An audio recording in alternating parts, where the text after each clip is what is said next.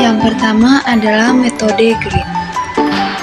Definisi metode grid itu adalah sebuah teknik yang digunakan dalam pemetaan topografi untuk menggambar peta kontur suatu wilayah.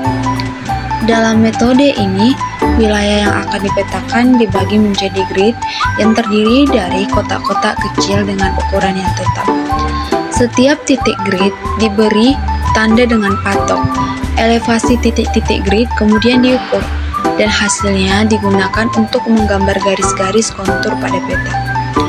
Metode ini disarankan untuk wilayah yang relatif datar atau cukup teratur, karena memudahkan dalam penggambaran garis-garis kontur dengan metode interpolasi.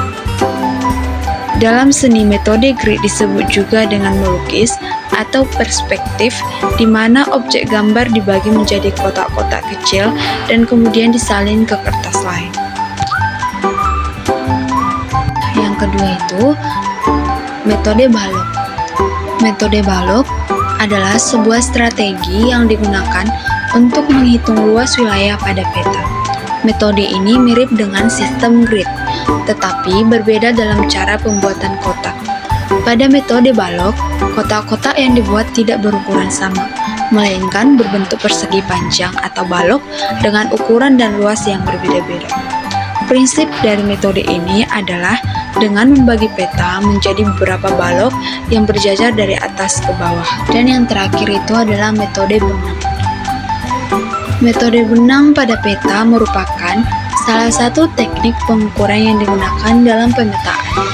Teknik ini melibatkan penggunaan benang stadia untuk membaca jarak pada peta dengan cara mengukur perpotongan benang pada rambut tegak lurus.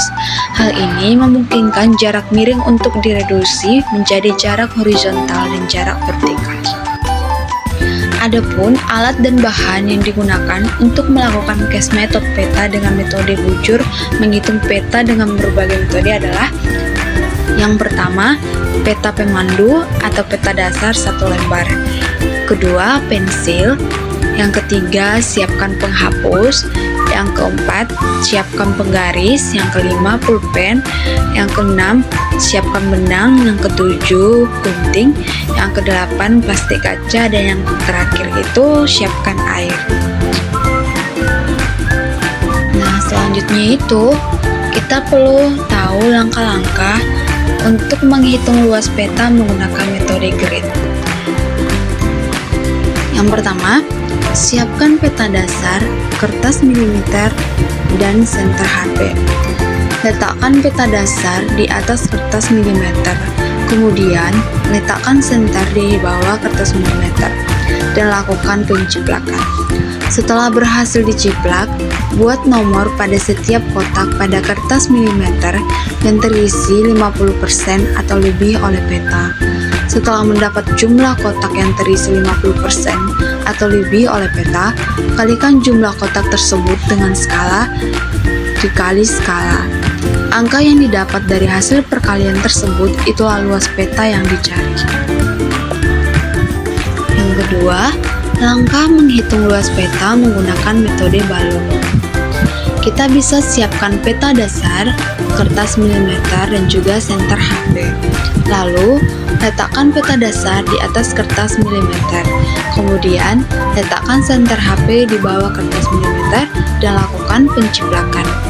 Setelah berhasil diciplak, berikan garis pada tiap ujung batas wilayah peta dengan persentase 50% lebih memenuhi kotak di kertas milimeter. Lakukan dari atas hingga bawah sesuai dengan ukuran peta yang diciplak.